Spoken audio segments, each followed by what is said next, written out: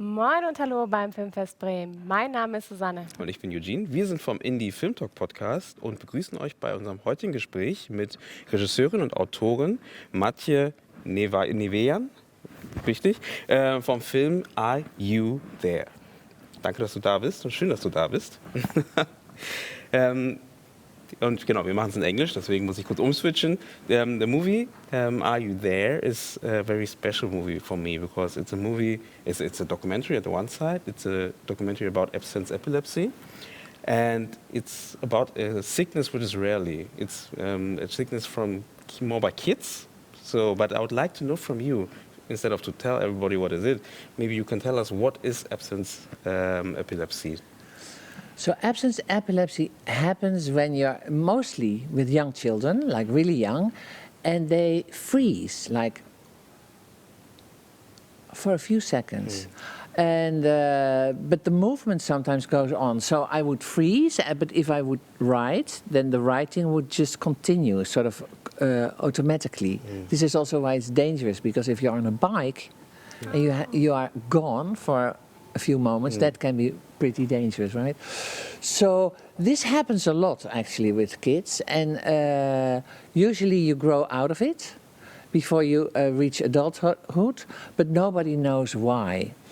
And the scientific paradigm around it is that there's nothing, there's no consciousness, because it's a seizure in your brain, like all the neurons spike together, and there's no room for a memory or an experience.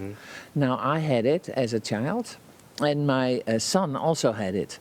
And we both had experiences, so we were like, why is everybody saying there's nothing?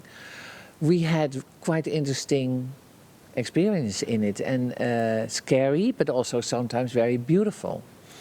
And but we were afraid to talk about it, because as a child, if everybody says no, it's not possible that you see something or you hear something. I mean, you hear that all the time. There are no monsters under your bed. So there are sometimes. Yeah, exactly. Yeah, there are. But I see them. It's a bit like that. And the funny thing is, since the movie is out now, and at festivals around the world, I get so many letters of people who had this actually as a child and never knew what it was, or families where it's where people have it and they never knew what it was. So it's interesting, and it's not only, I think the experience of an absence seizure is something in a mild form we all have. Like we all have moments that we don't want to be there, and there meaning in this Alltags reality, right? So you are dreaming away. And so in a way a lot of people relate with the movie. For me, this documentary is about consciousness, even if they say that it isn't. And I would like to know, what was your reason why you decided to make this documentary about it? Yes, well, I think we are living in a very exciting moment in time in terms of consciousness, because that was the hard problem of science. You could never talk about it. We don't know what it is, so we don't talk about it. Really, it was sort of forbidden to talk about it in scientific realms or conferences. That all changed, and for me it's very exciting to be in this with a film, to explore this. And can we find a visual language to help this discussion about, or it's not a discussion, it's like you would say in French, a discours. There's this thing, like you can go for a planet or you can go for consciousness. It's both very, complex, right? And so I love to make movies about consciousness, and I won't call it consciousness because I know it will put off a lot of people. So usually I call it, I'm very interested in the inner worlds, in the worlds of inner experiences. And we don't know how this works scientifically, but that we all have them is for sure. I mean, that's our life. And I'm just really curious how this all works. You said something about the people who contacted you after the movie, like saying, "Wow, now I have words for it, what I experienced." Yes. That must be so healing for that people. Yes. And you did a lot more than just the movie. Can you tell us a little bit about your transmedia project? Yes, I would love to. So, to answer the beginning, the healing thing, yeah, there was a lot of emotions, and especially in the transmedia project, which was, for instance, an exhibition that traveled around the Netherlands, and also on film festivals. And there was a VR experience, very abstract, to give people actually this feeling of a black thing. A black, because the color black is very important in a movie, and also in this experience, because you even call it blackout, right? If you are just away for a moment.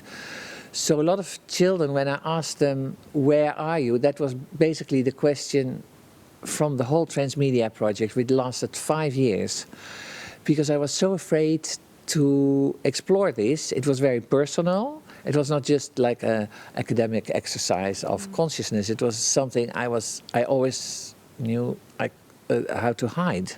I was ashamed of it, and there were so many things around it. And so then I started asking other kids, "Where are you?" Just this simple question, "Where are you?" if you're not there. And nobody ever asked them this question, even though if a child is gone for a while, they say, "Oh, you're back," or "Hey, there you are," right? So it makes sense to ask it, but somehow it was never asked. And this question opened a Pandora box. Like, so many stories came out.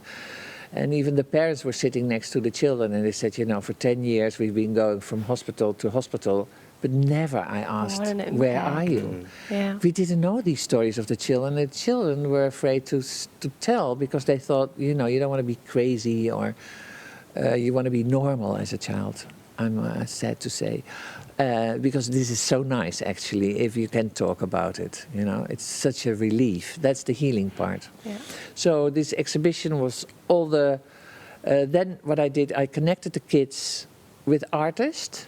And I showed the film. So this story, when I asked the question, "Where are you?" we put it on a film.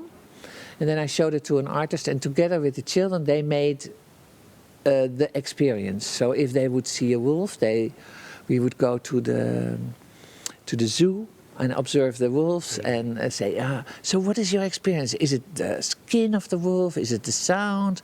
We would make little tests until the experience was almost there. We never succeeded in making the whole experience, because it's a multi-sensory thing.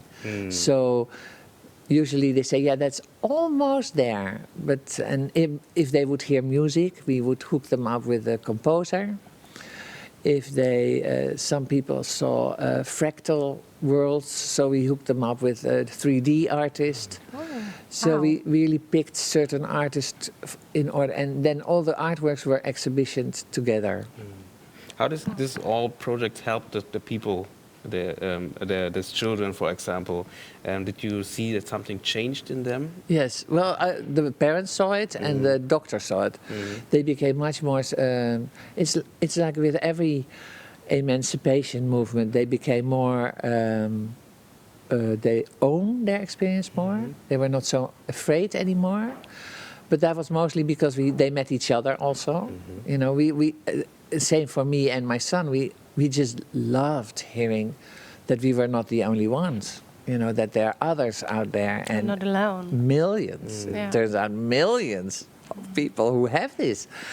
And so it's so exciting to talk about it, and mysterious, and so the little children used to say, instead of being afraid, now I'm really curious. That is the big change, instead of hiding something, to that we actually didn't want. We didn't say something like, "We're going to help you." We just said, "Tell me more.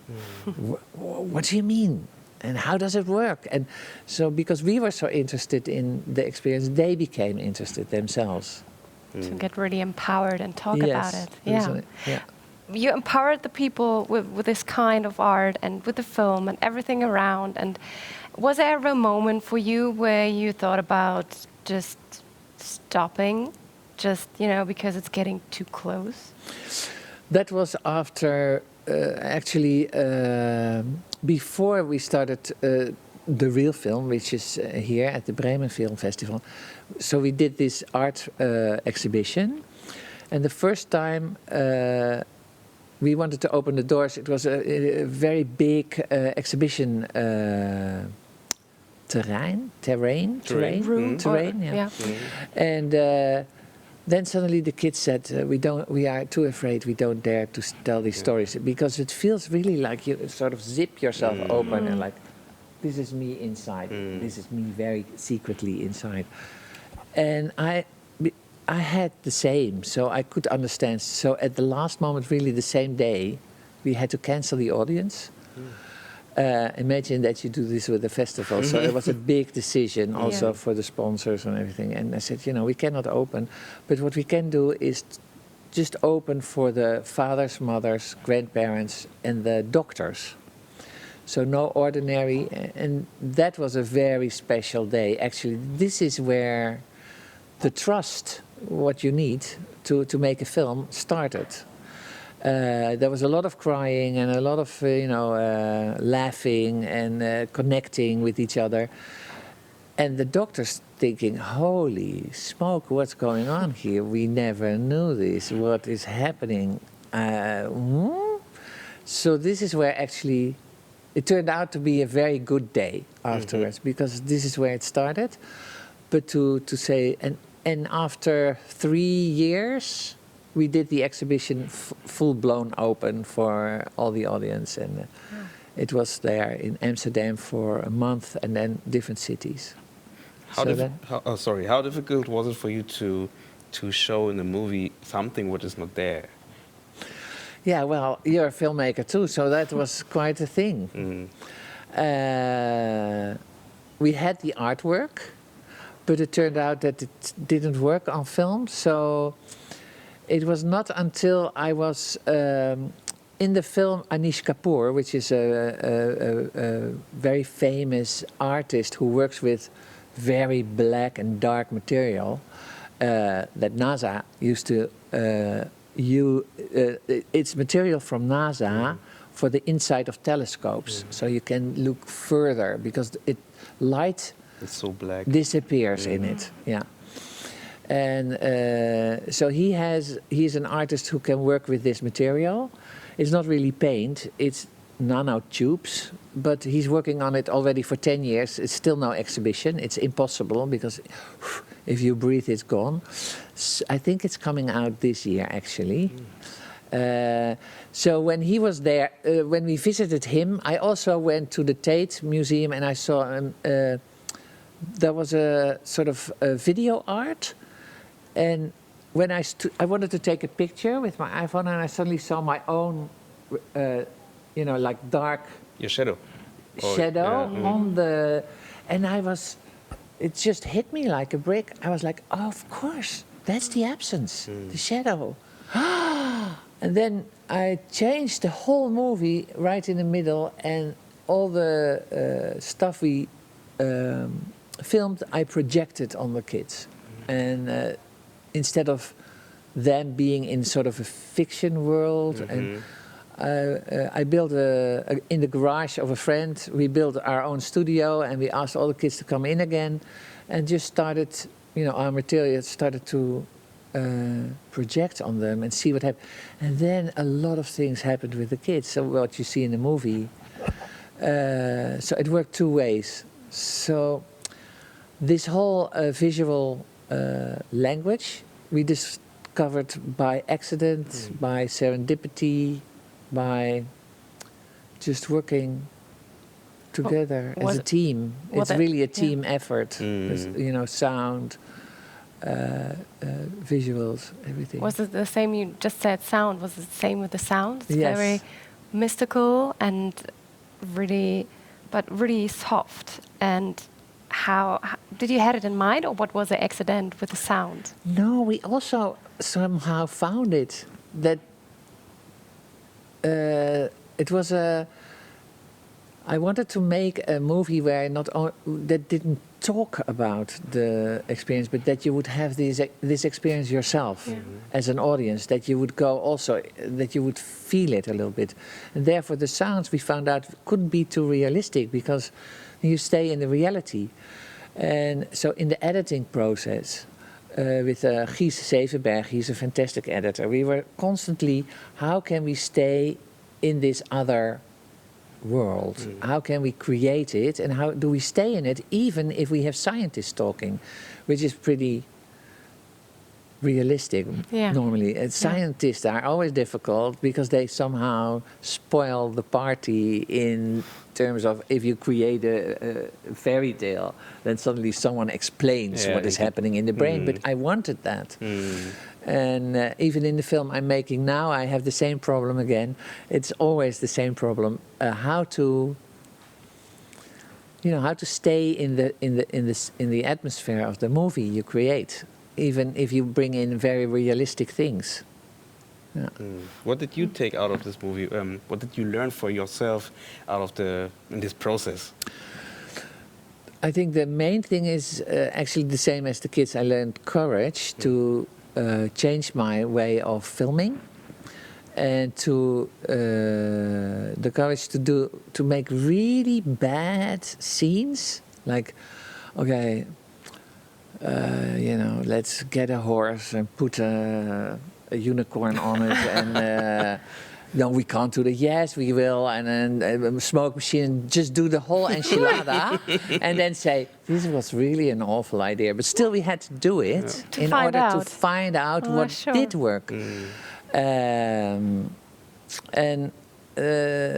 So this is, and it's the team effort. So I think the whole team, cameraman and soundman. So we are working on a new film now.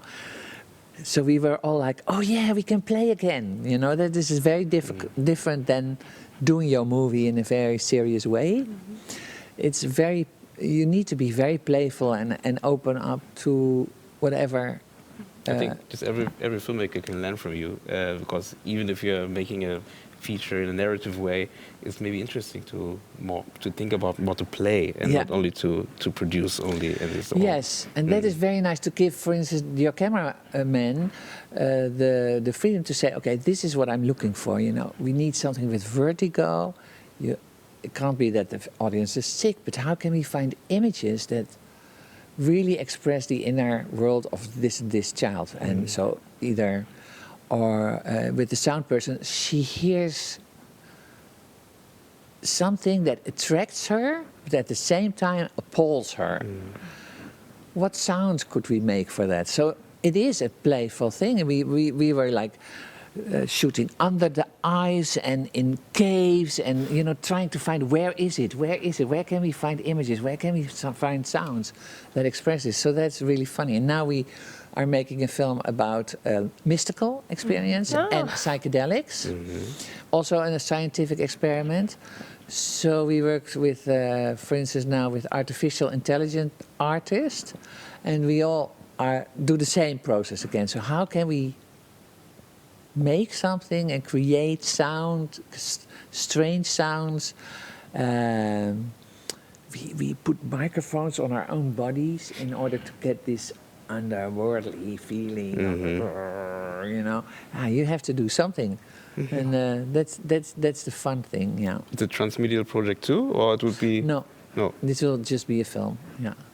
And would you like to go in this way, this direction again, like with this transmedial project, with VR projects, exhibitions? I don't want to do it with this film, but I see the three films. So Are You There, which is here, and Descending the Mountain is the next film. It's almost finished, and then we will do a third film. So it will be like a trilogy of inner worlds. The third one definitely will be another transmedia project. Yeah. Interesting. Thank you very much. I think so. I think we can. Your expressions and what you are saying is so interesting that you can stay here and listen to you all day long, if it would be possible. For us, a little bit possible because you are still here, so we will use the time. But for our audience, sorry, we need to close the talk for today. But you can watch the film. You can watch. You have it already. Yes, that's right. You can watch the film and take your time and feel what you want to tell us with it. So thank you very much for being here, and thank you for watching us. Thank you.